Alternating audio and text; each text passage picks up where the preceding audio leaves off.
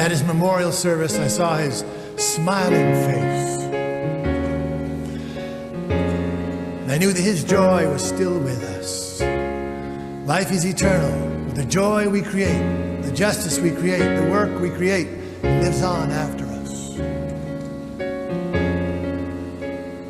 What started with a single cell became the life we see. We leave hydrogen alone for a long enough period of time, it creates great symphonies.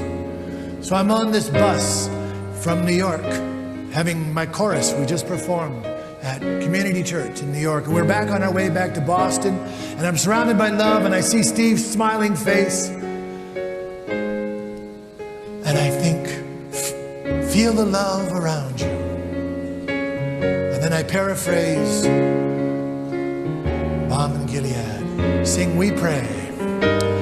We pray.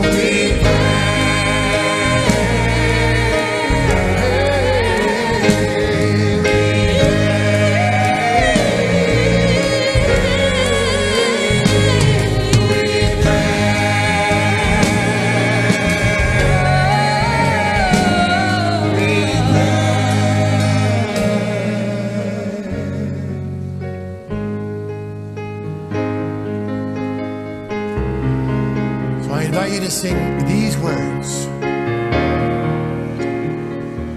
Feel the love around you. Feel the love.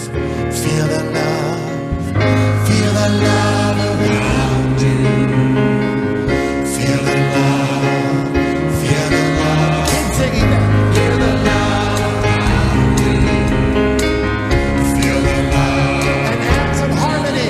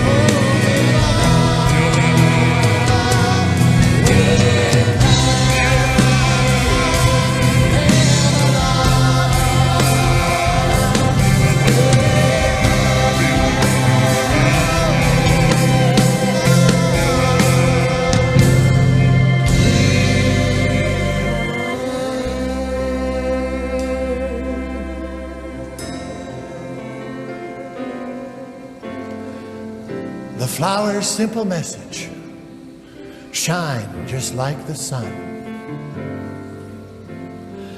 Give back the light, the love that you receive. Give back the light, the love that you receive.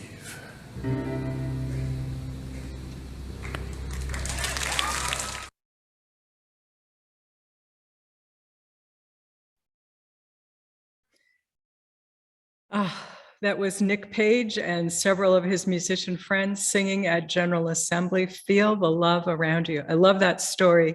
Nick told his dying friend, asked him to pray for him. And he said, I don't really do that. And his friend said, pray for me.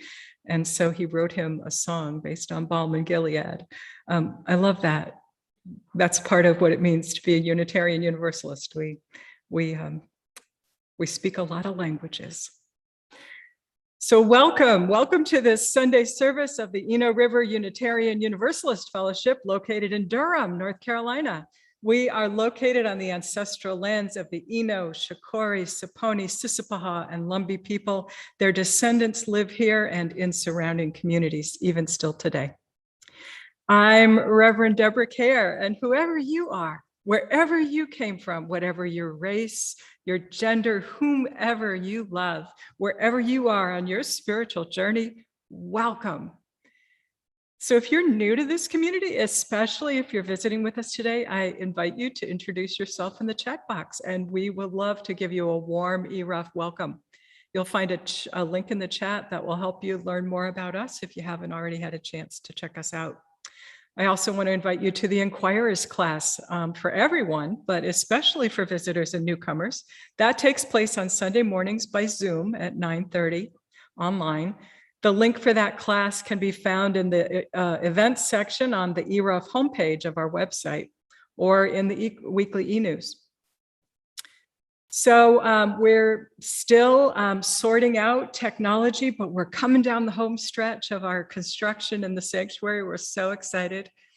But right now we are doing our part, and we are meeting for Sunday services and classes and groups and programs online or outside right now while the threat from the Delta variant is so high. Check out our website and Friday e-news to find out about all the things that are going on.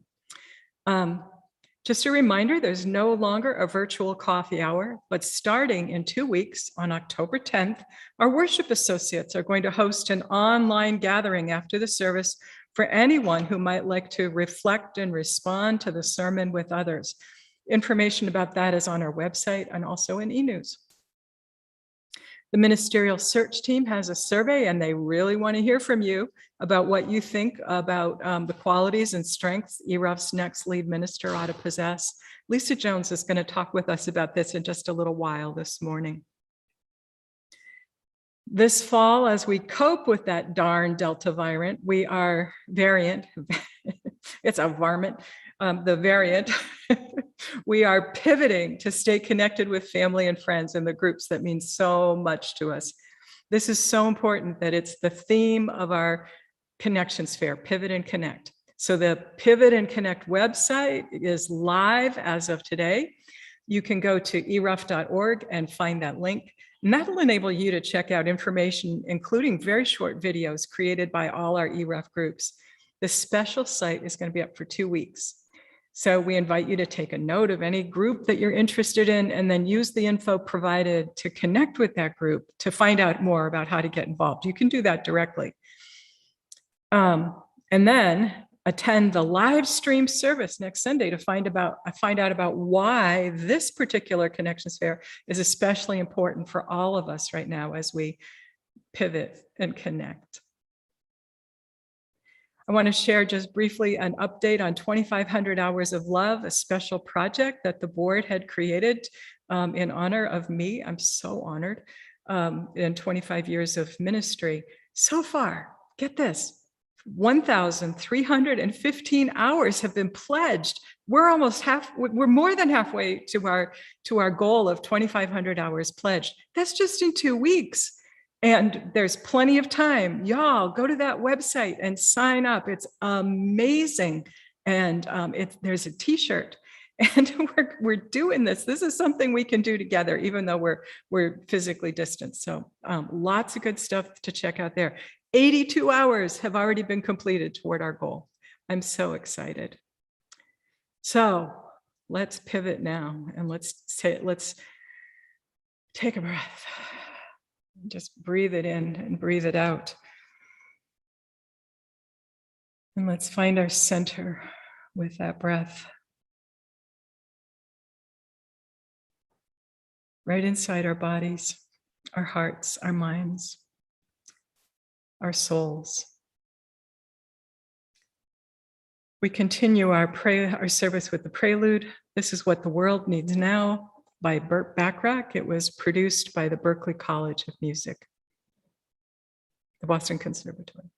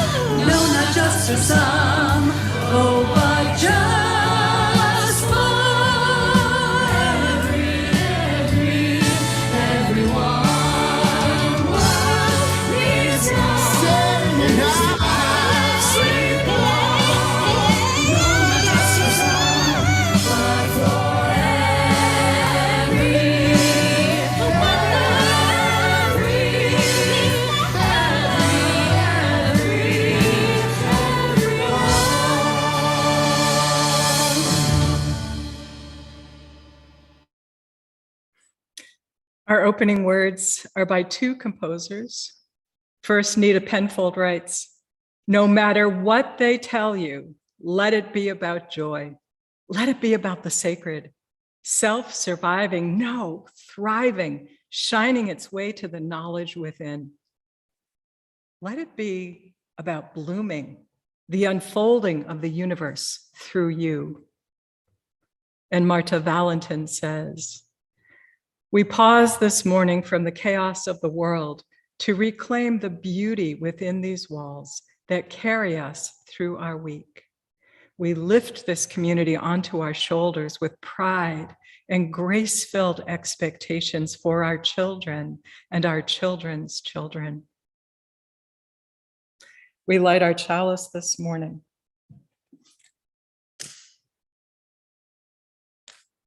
For each individual through whom the universe continues to unfold, and this beloved community that helps us make meaning and sense and claim the joy with it all. We're going to continue our service with a song. It's Down to the River to Pray. And I just want to say, not all UUs pray, but many do, even though they might understand very different things about what prayer is and what it means to pray. Unitarian Universalist congregations are places where we explore our experiences of these things together. And that conversation includes people who don't use the practice and language of prayer. So the miracle is that here we just get to be in community together that has room for all of us, just as we truly are, each of us as we truly are. Here we're invited to bring our differences and treat each other with respect and open, honest curiosity around our differences. And that's one of the best ways that we know how to grow. So our first hymn this morning is Down to the River to Pray. It's led by our very own Clark family. We are just joyful to have this song this morning.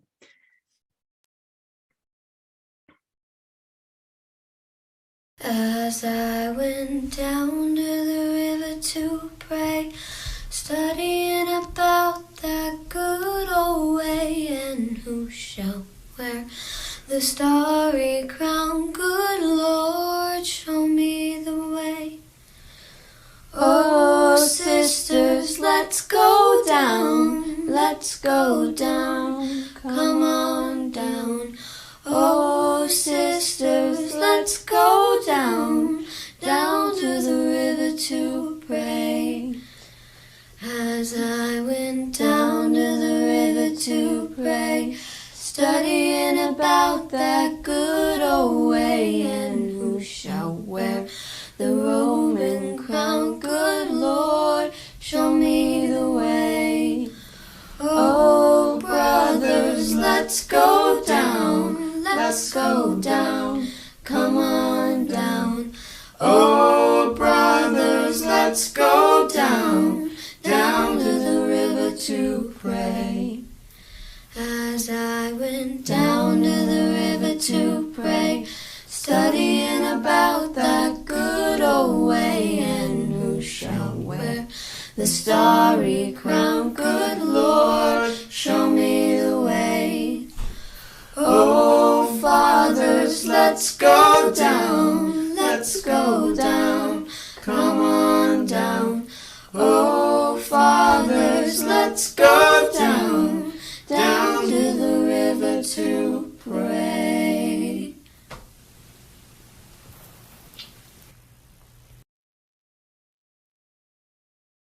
Hi, everyone. I'm Lisa Jones, one of the co-leaders of your Ministerial Search Committee, and I need your attention for just a moment. Now, you may be thinking, what is Lisa trying to get me to do now? Well, first, I just want you to hear me say how important you are. Your presence, your perspective, and especially your voice. In fact, your voice is so important that the Ministerial Search Committee wants to invite you to share it with us directly. Okay, so maybe I really do want you to do something, but it's something really important. So let's talk about the Ministerial Search Committee listening sessions and focus groups. These gatherings are not discussion groups, but short information gathering sessions. In them, you'll only be asked 2 questions. The collective responses will be used to aid in the completion of our congregational record. As I'm sure you've probably already heard, a congregational record is the collection of electronic data about us housed on the UUA website. It contains parish and community facts, but most importantly, it includes information about what types of issues matter most to us as a congregation and what we find important in a prospective minister. So how can you participate? If you receive the weekly e-news, there's a link where you can sign up. But if you don't have a copy of the e-news, never fear. Simply go to ERUUF.org and you'll see events listed on the home page. Under events, there are several links entitled Ministerial Search Committee, Focus Groups, and Listening Sessions. Pick one based upon when you'd like to attend. After you click the link, you'll be taken to a page with more information and a place where you can register. It's that easy.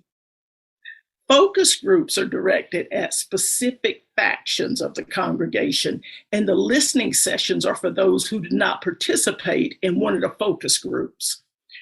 Remember, the questions for the focus group and listening session are the same 2 questions, so there's no need to attend both.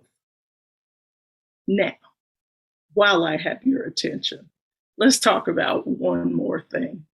The Ministerial Search Survey.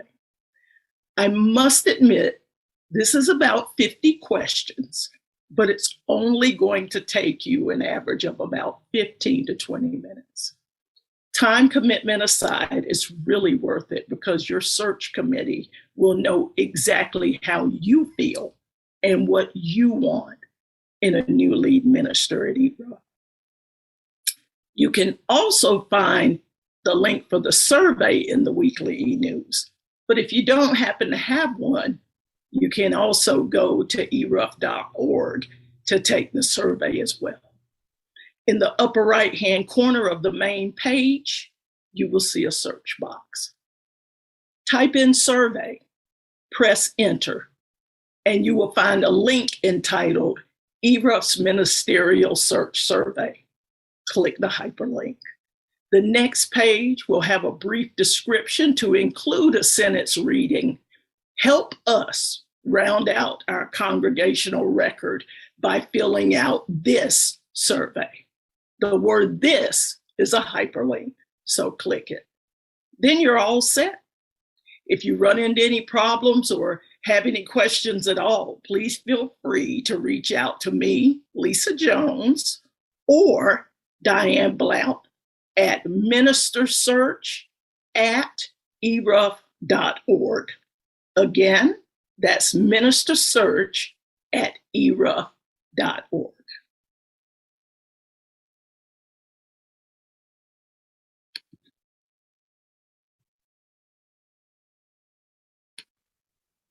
Hi, everyone. My name is Julia Ward, and I joined ERUUF in April of 2019. I joined my first Chalice Circle this past fall, and I really can't recommend it enough. Covenant groups and Chalice Circles are a really great way to explore some of life's major issues in a safe and supportive environment. The groups are also an excellent way to get to know more people and make friends, especially if you're relatively new to ERUUF. I personally had the opportunity to join a Chalice Circle that was specifically for young adults, which was a really great way to connect and build relationships with a group of other people at ERUUF who are around my same age. But generally, the groups span a wide age range and allow you to get to know folks at ERUUF that you might not otherwise meet.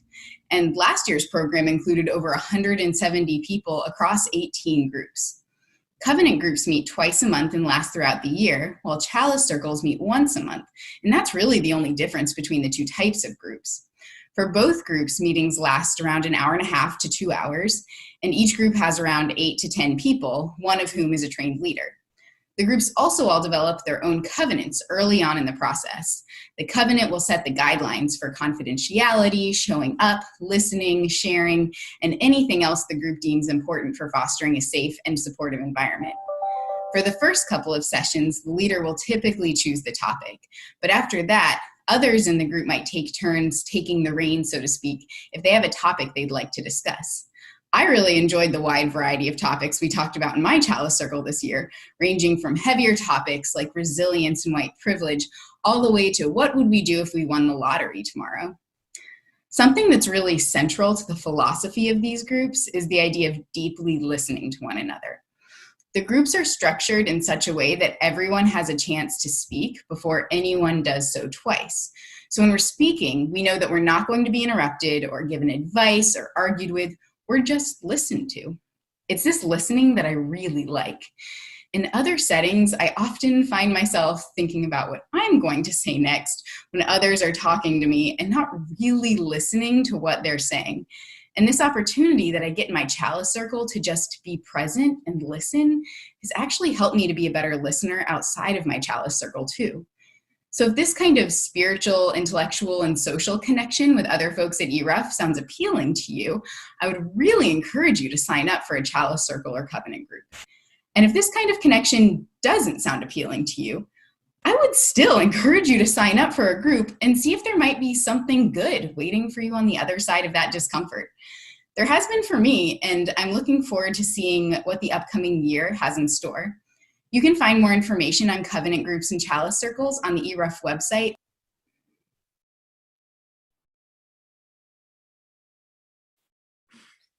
Oh, so many wonderful things to get involved with. So this morning's service, we're going to begin to take a look at the research and recommendations of the Commission on Institutional Change, chaired by former ERUUFian and longtime UU minister, Reverend Leslie Takahashi Morris. This report is so important, in part because it came out of a major crisis in our larger religious movement. In 2016, a senior staff member of the UUA did not hire a highly qualified Latina woman for a job that she had been encouraged to apply for. A white man was hired instead, and the explanation she was given for the decision was nebulous. It was just that he's just a better fit for the job. Tired of years of unconscious bias that had constantly worked against her and other Black, Indigenous, and people of color, the woman refused to walk away quietly, and she began to speak out about it openly, and she kept on doing that. That's when the cracks in our association, caused by the tension between what we say we believe and what we do, those cracks just got wider and wider until they finally just split wide open. The result was that our president, our vice president of operations, and our vice president of congregational services all resigned. So did the minister who was the executive director of the UU Ministers Association. And then just a few weeks later, our association's moderator, our highest elected lay leader office, died.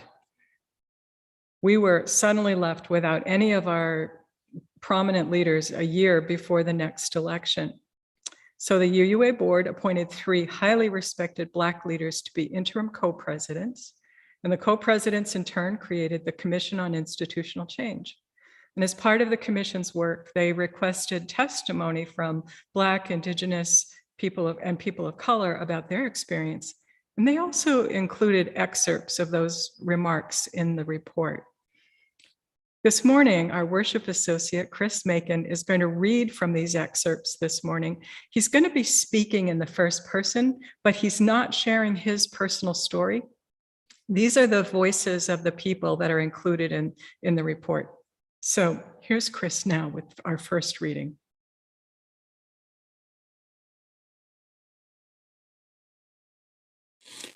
The UUA Commission on Institutional Change asks Black people, Indigenous people, and people of color to share their experiences in UU congregations.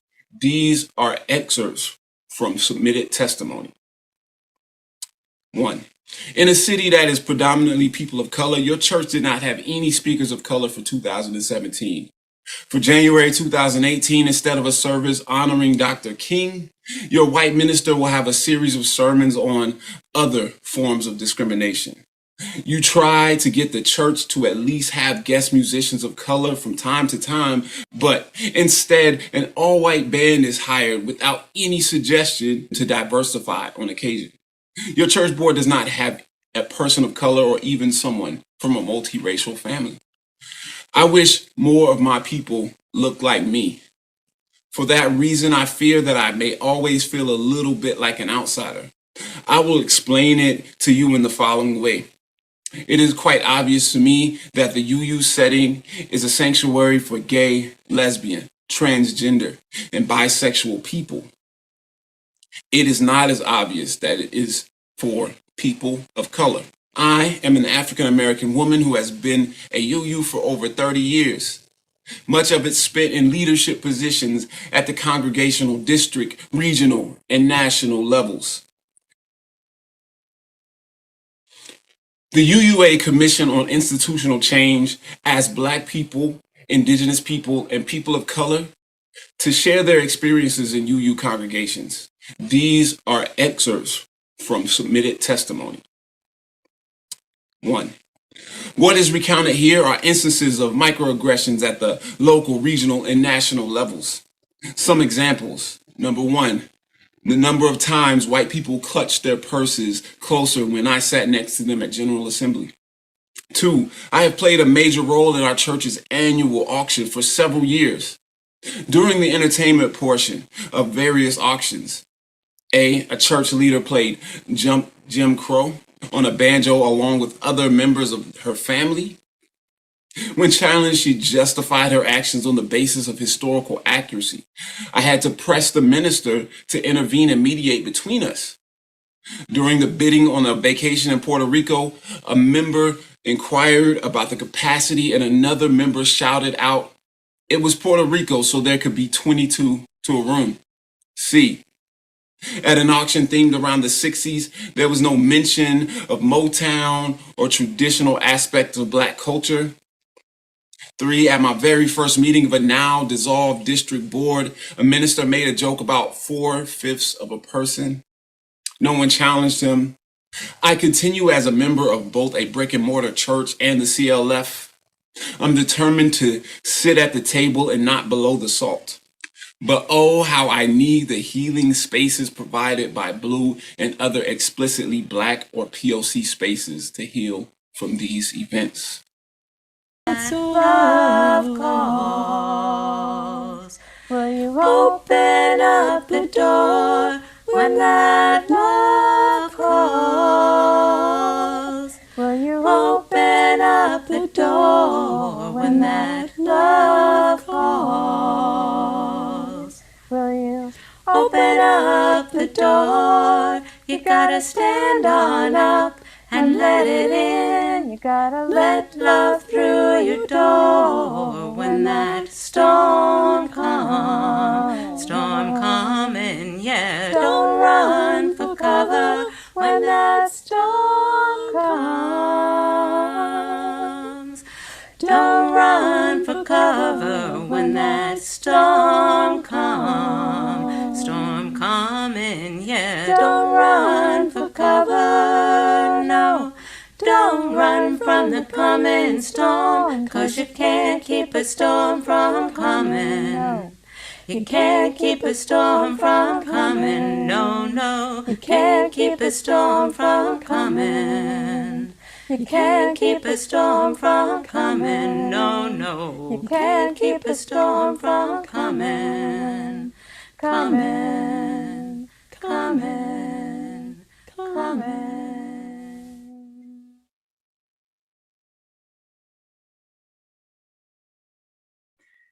Storm's coming. In fact, it's already here. And truly, a threat of this magnitude is too good an opportunity to waste. But in order to engage that opportunity, we have to make a crucial choice. Will we look away, or will we take a closer look at what's revealed? There's no better time to look into the splits, the breaks, the gaps, the breaches than after a crisis.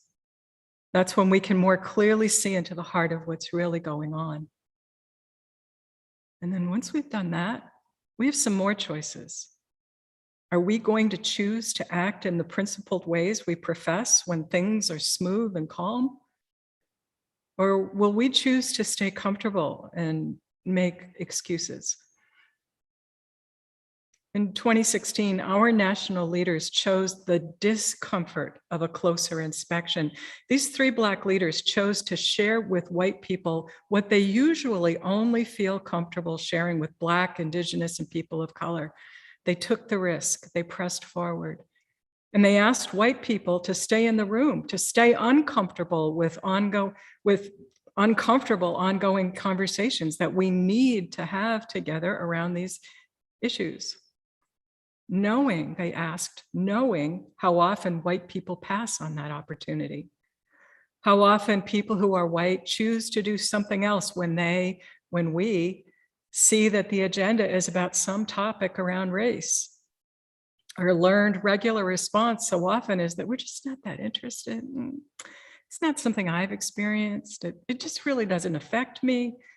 I care about people. I really care about people, but really, it's just not that meaningful to me. We're here, we care, but we'll be back when the conversation is more interesting and more personally meaningful. That's what we're all up against.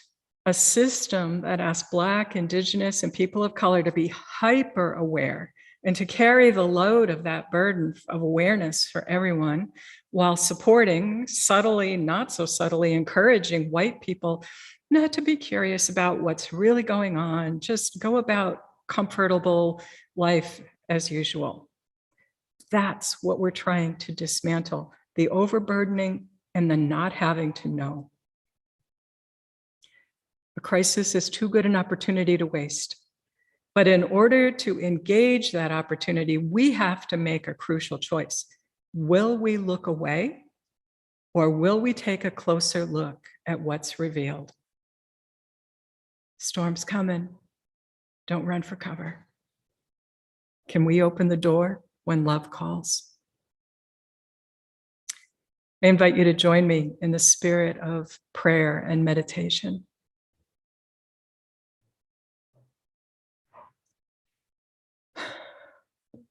Alfred Lord Tennyson wrote, "Though much is taken, much abides, and though we are not now that strength which in old days moved heaven and earth, that which we are, we are.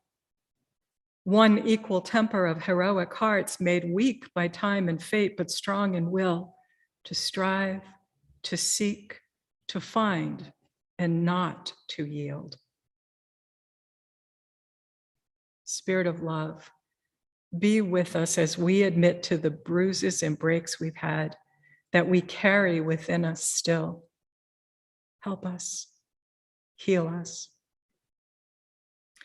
Help us face the worst and still turn back to the best that could be. Help us find our will, the action by which we anchor ourselves deep into the earth in order to not let go.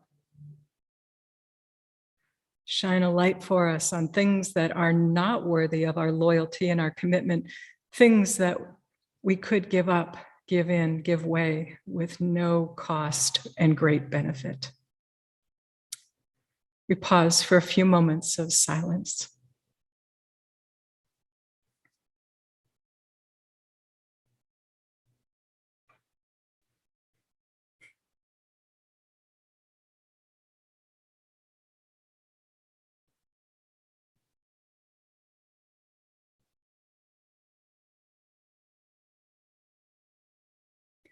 This morning, we hold in our hearts all who grieve and all who mourn, all who suffer in body, mind, or spirit. This morning, our hearts rejoice with all who rejoice. Spirit of love, help us hear your call and turn toward it naturally, with assurance, with commitment, with renewed hope and joy. Amen. Ashe. Blessed be.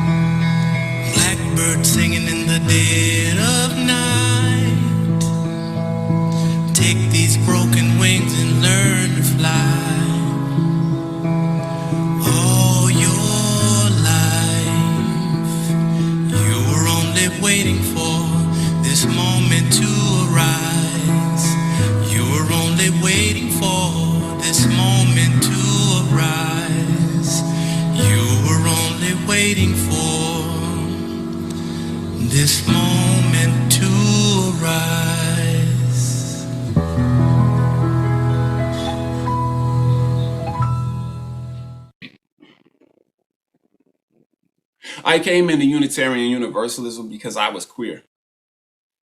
Sure, I no longer believed in the kind of God of the church where I was born, but I probably would have stayed there for the music and the people and the community if I hadn't been a lesbian.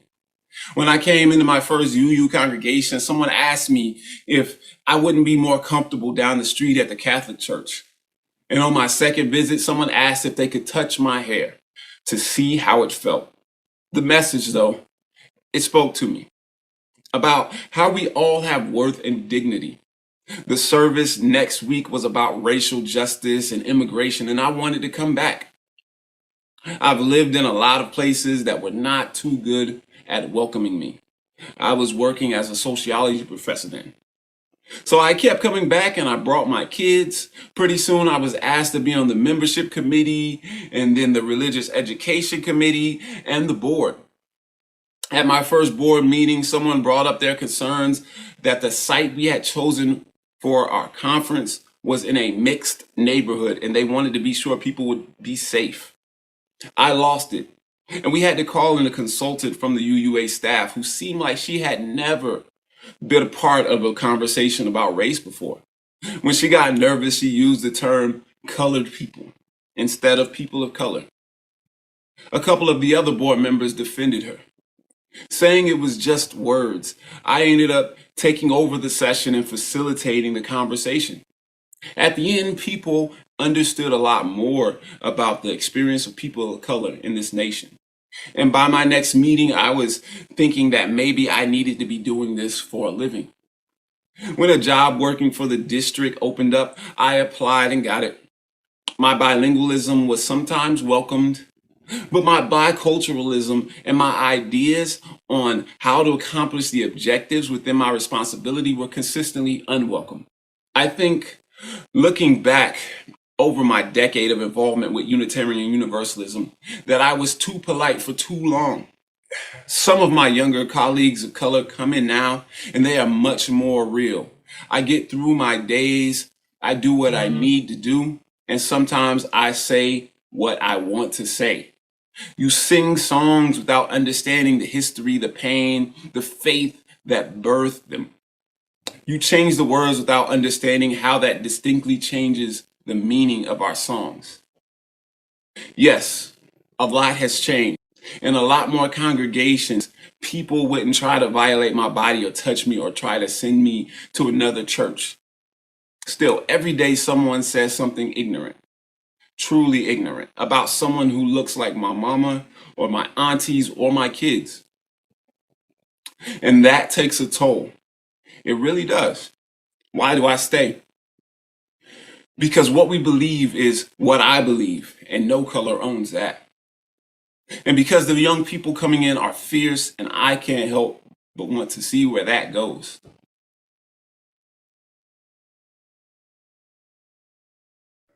The young people coming in are fierce, and I can't wait to see where that goes.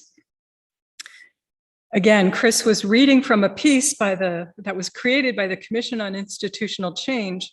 It was compiled from the words of many respondents. So while he was reading in the first person, they were other people's words. And another point is that while it's one voice, one person's voice, actually this is a piece that represents many people's experience. So thank you, Chris. What you believe is what I believe, and no color owns that. It is so amazing how unconscious bias works. And it's hard to recognize what we're in the middle of creating and participating in. We're all aghast at stories about slave owners who wouldn't go to church with their slaves, or who made them sit in their own less than premium section, or stand at the back, or even stand outside. It's clearly an offense to decide that someone else isn't as worthy as you are in front of the sacred. That's not what we believe. We believe that all people were created and endowed with inherent worth and dignity. We all have equal standing, equitable standing in front of the sacred. And so we would be aghast if anyone told us that sometimes we do something very similar, our dominant culture does, without even knowing it. But when people from the dominant culture today remain ignorant about the lived experience of Black, Indigenous, and people of color, don't quite believe what they say, don't quite give full credence or dismiss what they know, say, yeah, but you have to consider we're discounting their inherent worth and dignity. We're discounting their lived experience in front of the sacred. This is the result of an unconscious bias that says white people know more, know better, have greater value in society, and even in front of ultimate reality, which is so at odds with professing that we believe in the inherent worth and dignity of every human being. It resonates. That's what we believe. So we have to work at it to counter the unconscious impulse to discount that. What you use believe is what I believe, and no color owns that. No color owns the spirit. If we don't acknowledge that we're in this faith together, if we don't follow through with meaningful action toward greater inclusion and equity, then what we say about our principles is not totally useless, but it is also so not fully true. It is not as powerful as it could be. We are as powerful as our willingness to be held accountable to our principles. When we do this, if we don't do this, we're not making the most of our freedom and our power to choose love, to choose as love shows us, as love calls us to be and to do. What is also true is that if we don't do this, we're missing the boat. The report says that people know that change is coming, that in fact it's already here. And I'm here because the young people coming in are fierce, and I can't wait but I want to see where that goes. So there are both theological, ultimate reasons and pragmatic reasons, both, for us to wake up to the full capacity and the full power of our faith. It's time for all of us to look deeply into the chasm that has been revealed in this crisis, to listen to all voices, especially those who've been most marginalized and most excluded, and then together to widen the circle by constructing a more equitable and inclusive Unitarian Universalism than we have accomplished till now. And I have to tell you, we can't do that by white people taking the only lead. We can't do that. We have to do this together, and we have to center the experience of Black, Indigenous, and people of color. And we have to listen.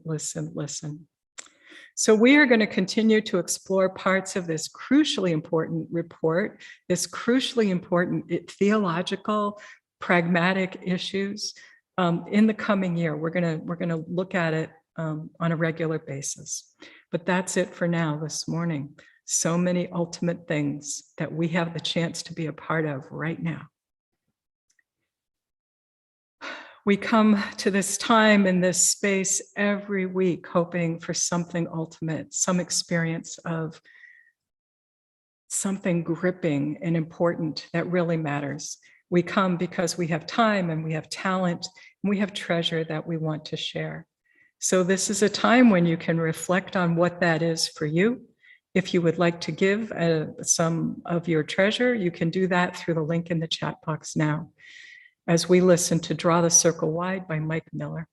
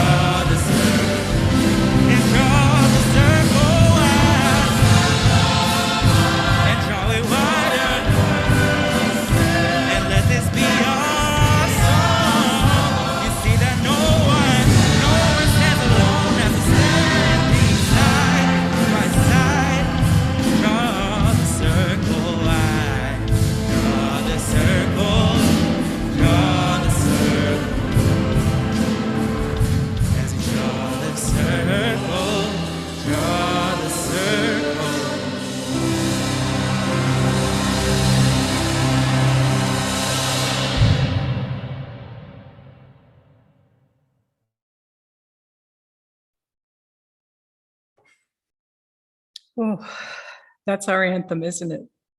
I love it. We're here to make the circle of our small concerns grow wider, and in the process, be more welcoming and inclusive to all who are looking for a community like this. We give thanks that we have the chance to do this over and over and over, that that's our work, that that's our mission. We give thanks for all the gifts so generously given that help us in this work.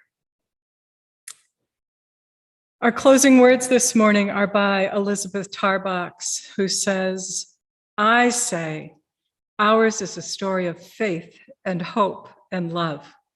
I say it is our need for one another that binds us together and that brings us laughing and limping into relationships and keeps us at it when we otherwise might despair at the fix we are in.